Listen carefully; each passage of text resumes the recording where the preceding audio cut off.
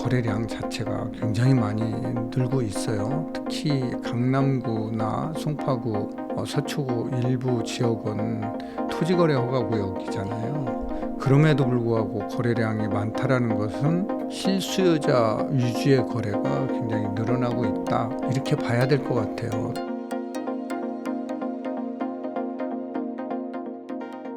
안녕하세요. 인터뷰 진행을 맡은 카프카입니다. 오늘은 고준석 대표님 모시고 부동산 시장에 대한 이야기 나눠보도록 하겠습니다. 대표님 안녕하세요. 네, 안녕하세요. 네. 고준석입니다. 네. 네.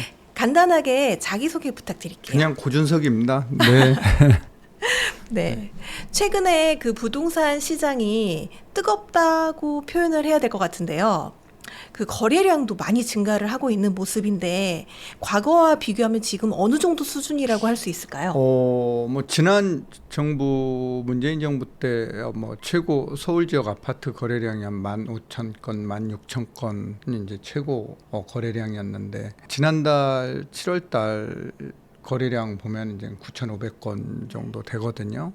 그래서 이제 어느 정도 거래량은 회복을 했는데, 당시에는 임대사업자, 법인 임대사업자, 개인 임대사업자 거래가 이제 활성화됐었거든요. 근데 지금은 법인 임대사업자가 아파트를 사서 임대를 놓으려면은 세금이 너무 많아요.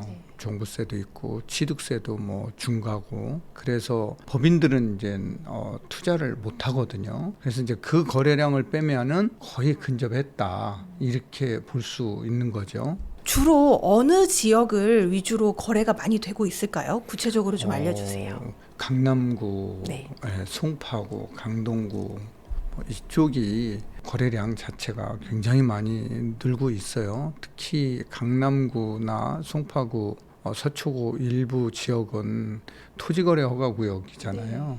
그럼에도 불구하고 거래량이 많다라는 것은 실수요자 위주의 거래가 굉장히 늘어나고 있다, 이렇게 봐야 될 것 같아요. 특히 강남구 같은 경우는 대치동, 삼성동, 청담동 세 개 동이 토지거래 허가구역이잖아요. 그럼에도 불구하고 거래량이 굉장히 많이 600건이 넘어서 700건 가까이 되고 있는 거래량을 지금 나타내고 있는데, 이렇게 거래량이 토지거래 허가구역에서 많이 나온다는 것은 투자자보다는 실수요자 중심으로 많이 움직인다, 이렇게 봐야 되고, 이 지역은 또 아파트가 워낙 고가잖아요. 예, 고가 아파트들이 많이 있는 지역임에도 불구하고 거래량이 늘어난다, 투자자 중심보다는 실수요자 중심의 시장이다, 이렇게 판단해 볼 수 있겠네요. 지금 말씀으로는 이제 투자자보다는 실수요자가 더 많다. 지금 매매 거래가 일어나는 것 중에 또 최근에 보면 전세 시장도 굉장히 뜨거워지고 있거든요.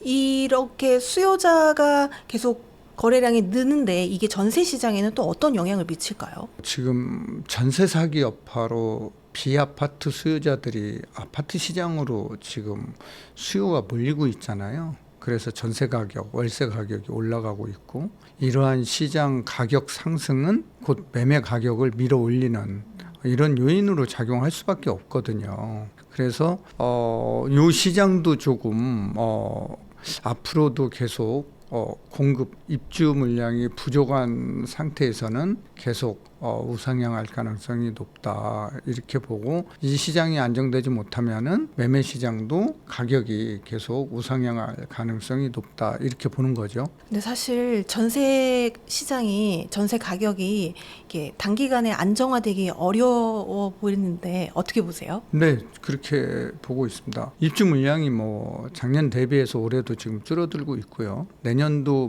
만만치 않죠. 내년도 조금 줄어드는 걸로 통계가 지금 나오고 있기 때문에, 특히 서울 수도권, 서울, 경기, 인천 요 세 개 지역을 이제 우리는 수도권이라고 하는데, 수도권 지역의 전세 시장은 불안해 보인다. 특히 서울 지역의 전세 시장은 더 불안해 보인다, 이렇게 봐야 될 것 같아요. 그 올 하반기에 그 당군 일의 최대 단지라고 불리는 둔촌동의 이제 아파트 입주도 있는데 이게 전세 시장에는 큰 영향이 없을까요? 뭐 그 전에 네. 헬리오시티 9,500세대 입주를 했는데 입주 당시 매물이 좀 나오기 때문에 전세 가격은 좀 내려가는 효과는 있습니다. 근데 여기는 이제 12,000세대거든요.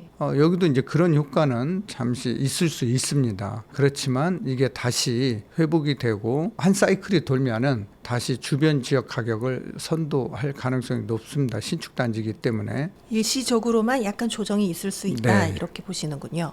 그 8월 8일 날 부동산 대책을 정부가 발표를 하기도 했는데 이 정책이 그 집값 안정에는 영향이 어떻게 될까요?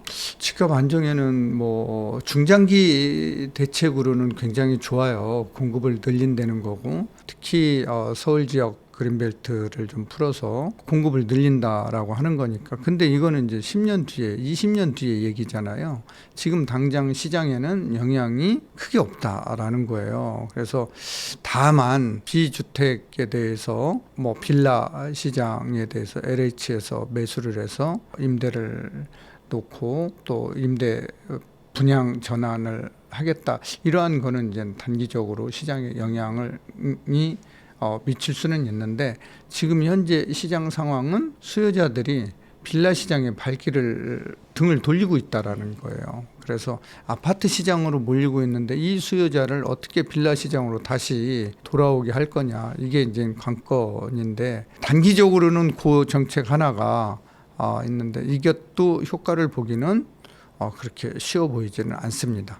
최근에는 뭐 전세 대출에도 DSR을 적용할 수 있다 이런 이야기가 나오고 있고 실제로 시중 은행에서는 주택을 가지고 있는 사람에게는 전세자금 대출을 뭐 해주지 않는다 요즘 이런 이야기들이 많이 나오고 있습니다. 이것은 그러면은 영향이 어떨까요? 영향이 지금 뭐 유주택자한테는 아예 전세자금 대출이나 주택담보대출은 이제 안 해주는 은행들이 늘어나고 있어요. 카카오뱅크나 우리은행 같은 데는 이미 이제 언론을 통해서 발표를 했잖아요. 이렇게 되면은 이제 당장 실수요자들이 자금 마련에 이제 곤란을 겪을 수도 있고 그러면 이제 월세 시장으로 가겠죠. 월세 가격은 올라가고 주거 비용은 더 늘어나고 내 집 마련 기간은 더 길어지겠죠. 아니면은 자금 조달을 위해서 제2금융권으로 가겠죠. 그러면 이제 금융 비용이 더 늘어나겠죠. 금융 비용이 늘어나면은 내수 경기에도 영향을 미칠 수 있거든요. 그래서 이자 낼 돈으로 소비를 해야 되는데 소비를 줄이고 이자를 내야 되니까 내수 경기에도 지장이 분명히 있는 거죠. 이러한 효과들이 나타나겠죠. 그러다 보면 이게 또 경기 침체로까지 이어질 수도 있겠네요. 뭐 배제할 수는 없죠. 네. 네. 사실 그 이번 달부터 스트레스 DSR도 시행되고 있고 이렇게 정부가 투기 자금을 뭐 원천적으로 차단하겠다 이렇게 정책들을 계속 내놓고 있는데 이게 실질적으로 시장에 영향이 있을까요? 지금 이제 우리나라는 전세 제도가 있기 때문에 전세를 끼고 내 집 마련하고 본인은 유주택자한테는 전세자금 대출이 안 되니까 이제 월세로 사는 이런 방법을 선택할 수가 있거든요. 왜냐, 집값이 안 오르면은 뭐 조금 미뤘다가 내 집 마련하면 되는데 집값이 오르고 있는 이런 상황에서는 기다릴 수가 없다라는 게 지금 시장의 반응이잖아요. 예, 그래서 그러한 뭐 대출 모기지를 50년짜리를 30년으로 지금 다 시중은행들이 줄이고 있거든요. 그럼 대출 한도가 확 줄어들거든요. 특히 서울 수도권 같은 경우에는 금리가 또 올라가거든요. 그러다 보니까 부담이 이제 가중되는 거거든요. 자, 이러한 상황 속에서 이러한 것들이 효과가 과연 날 것이냐. GTI 총부채 상환 비율이 처음으로 시장에 나온 게 그 제도가 나왔던 게 노무현 정부 때입니다. 그때 당시에 한 6개월 정도는 가격 안정에 기여를 했는데 그 뒤에 공급이 안 되니까 가격은 또 폭등을 했죠. 그래서 이번에도 일시적으로는 효과가 있을 수는 있겠지만 공급이 뒷받침되지 않으면은 다시 시장 가격은 우상향할 것이다, 이렇게 보고 있어요. 그럼 당장 공급이 해결될 만한 방안이 없는데 그럼 이러한 상황이 좀 지속될 수도 있다는 이야기시네요. 공급은 신축도 공급이지만 기존 다주택자들이 가지고 있는 물량이 시장에 나오는 것도 공급이거든요. 그러니까 이제 세금을 낮춰서 다주택자들이 보유하고 있는 물건이 시장에 이제 매물로 나오게 하는 거, 이것도 하나의 공급으로 보는 거죠. 그러니까 지금 이제 세금 때문에 시장에 못 나오고 있는 이런 매물을 좀 나오게 하려면은 세제 개편이 뒤따라야 되겠죠. 부동산 정책은 물론이거니와 세제 정책이 좀 뒷받침되어야 공급이 좀 더 원활하게 될 그렇죠. 것이다, 이런 이야기시네요. 그럼 앞으로 한 올해 하반기까지 부동산 시장 전망 어떻게 하세요? 우상향하겠죠. 뭐 지금하고 뭐 크게 달라질 게 없을 것 같은데요. 계속 정부가 이렇게 규제 정책을 내놔도 이게 계속 우상향을 할까요? 대출이 이게 조금 한도 줄인다고 그래서 이게 규제 정책은 맞죠. 맞는데 이게 큰 효과를 얻기는 크지는 않다. 네. 당분간 이 상승세는 계속 될 것으로 네, 보시는군요. 네. 언제까지 지속될까요? 뭐 시장에 여러 가지 지금 공급 정책이 있는데 재개발, 재건축을 활성화해서 도심에 이제 공급을 하고 실수요자들이 원하는 지역에 공급을 하고 다주택자들 매물이 시장에 나올 수 있게 하고 뭐 이러한 정책들이 어우러져서 완화가 돼야 되겠죠. 근데 지금은 뭐 이런 것들이 이제 제도 개편이 되려면 법 개정이 돼야 되는 상황이고 법 개정은 또 국회 소관이기 때문에 네. 지금으로서는 좀 쉽지 않아 보이네요. 금리를 인하할 가능성에 대해서 뭐 한국은행에서도 이야기를 하고 있는데, 금리 인하 또 혹은 또 미국발 경기 침체, 이러한 변수들에 의해서 부동산 시장에 영향은 있을까요? 분명히 있죠. 근데 이제 부동산 가격, 특히 아파트 가격을 통제하는 것은 금리입니다. 금리. 근데 금리와 공급인데 금리가 지금 이제 내성이 생겨서 아파트 가격을 통제를 못 하고 있어요. 그럼 이제 공급이 통제를 해줘야 되는데, 자, 미국 연준에서 금리를 9월에 지금 뭐 10월에 내린다.